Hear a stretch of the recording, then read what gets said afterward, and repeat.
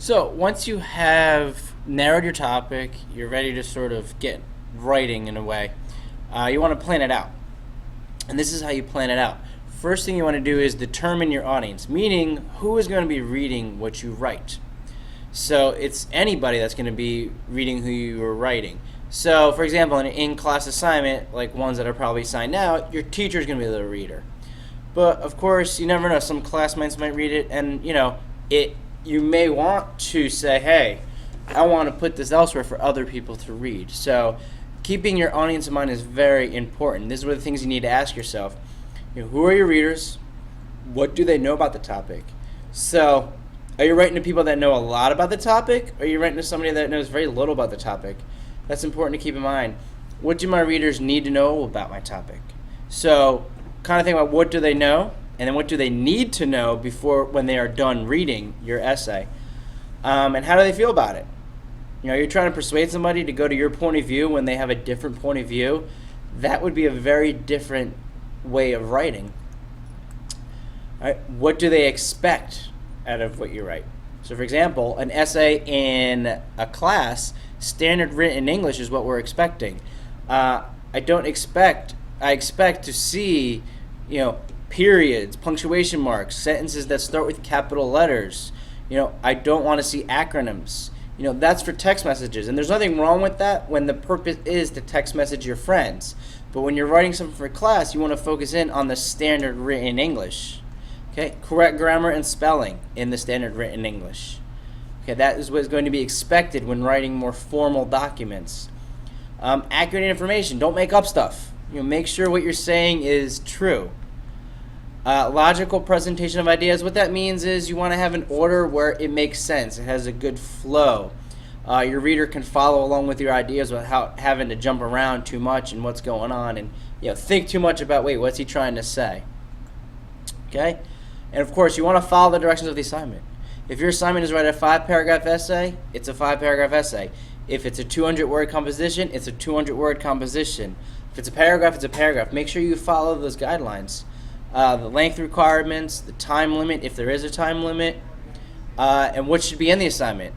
What are the facts and information that is expected in the writing.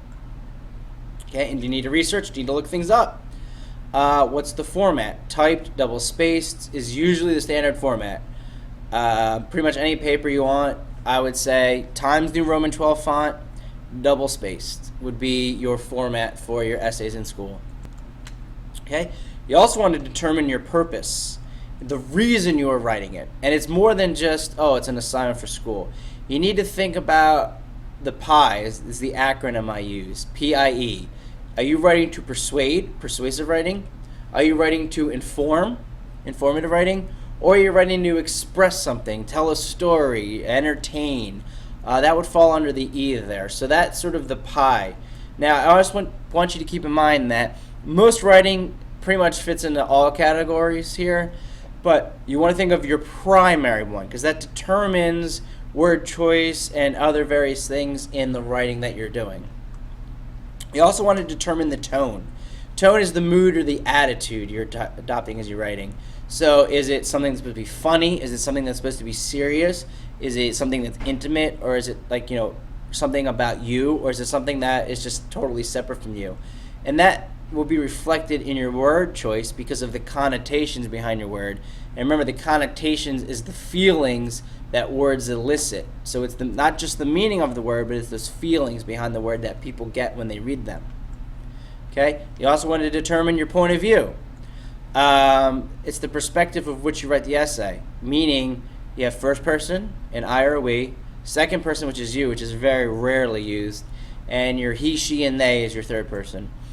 One of the most common errors is that people jump from point of view.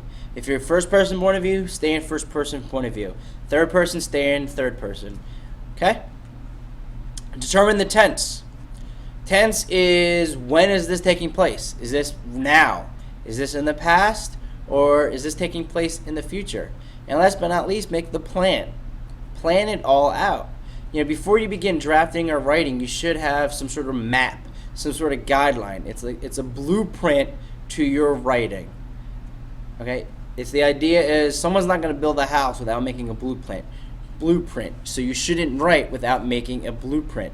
Review, evaluate, organize your ideas written in your pre-writing, and make a plan. So think on, okay, what am I going to do? Is my topic narrowed? Who is my audience? What is the purpose? What is the tone I want?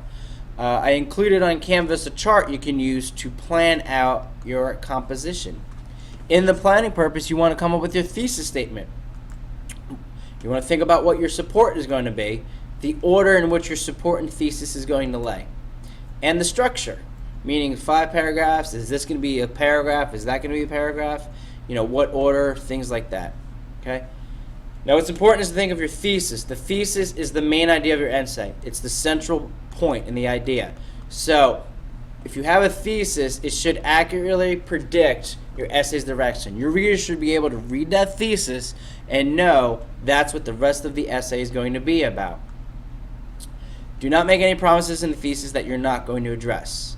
Okay, so if you bring up the idea in the thesis, you need to support it and talk about it in your essay. Be direct and straightforward. Here's my thesis. This is this. Okay? Don't make it so complicated and complex. Just, this is what it is. And not an announcement, statement of opinion, or fact of statement. You want it just to be, here's my opinion, here's a fact. Not like this some sort of like announcement of like what's going to happen. Meaning, you don't want to write, this paper will be about, you don't need to say that. You just need to say, one thing that changed my life was the day that I got into BCTHS. That's a good thesis statement. And then you need to support that thesis statement. You want to use what's best to support your topic. So there's primary support, which are major ideas or examples. And then there's the secondary support, which are like small details, which backs up the primary support.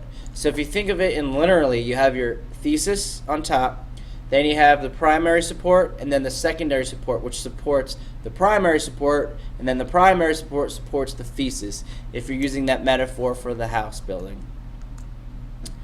Basics of good support, it all relates to the main point. You consider the reader, meaning is there enough information for your reader to get it? That's where you think about your audience. What is the purpose? Who is reading this? So do you have enough information in there? Is it detailed and specific? And the order is the order in which you present your ideas. You can do it in time order, you can do it in space order, meaning where it is, or you can do in order of least to most or most to least important, whichever really works for your purpose and your audience. That's why it's important to think of your purpose and your audience. Structure organization refers to how it will be organized. Then you want to have like an outline. So the most standard is your 5-paragraph essay, which is you have an introduction, body paragraph 1, body paragraph 2, 3, and a conclusion. That's your standard, very basic essay. As you get more developed, you'll start to stray away from that, but it is a good structure to think about as you are focusing on your essay.